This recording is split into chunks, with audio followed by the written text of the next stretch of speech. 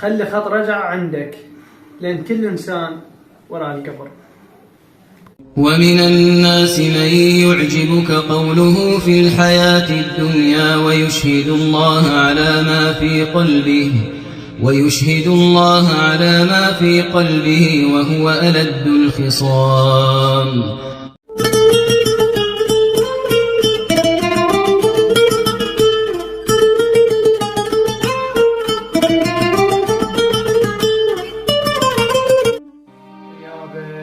شنو هذا البشر؟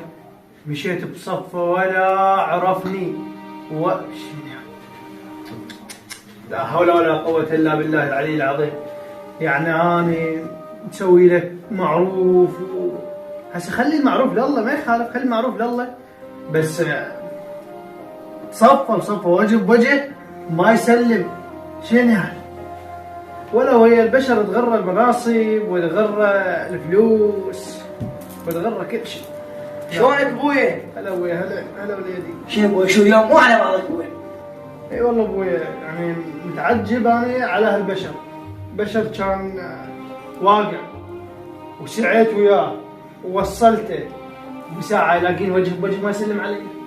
شايفين كيف بشر؟ ايش قد ناكل العيش يا ابوي؟ اي والله. قاعد اسمع اسمه هذا الدار. اي ابويا.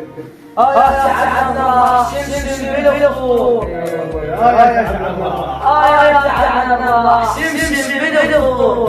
لا حصل لا الله الله. خلي خط رجع عندك، لأن كل إنسان وراء القبر.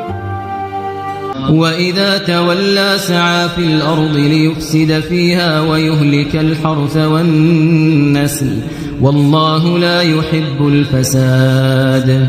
وإذا قيل له اتق الله أخذته العزة بالإثم فحسبه جهنم ولبئس المهاد.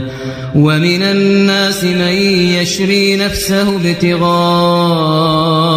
مرضات الله والله رؤوف بالعباد.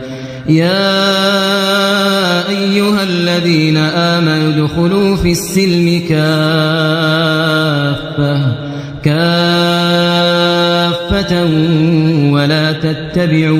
ولا تتبعوا خطوات الشيطان إنه لكم عدو مبين.